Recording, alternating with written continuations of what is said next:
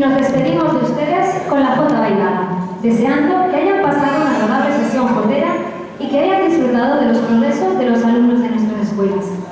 No quisiéramos despedirnos sin hacerles partícipes del éxito de nuestro grupo en la 40 concentración de comunidades zaragozanas en el exterior, celebrada el pasado fin de semana en Tuera, Zaragoza.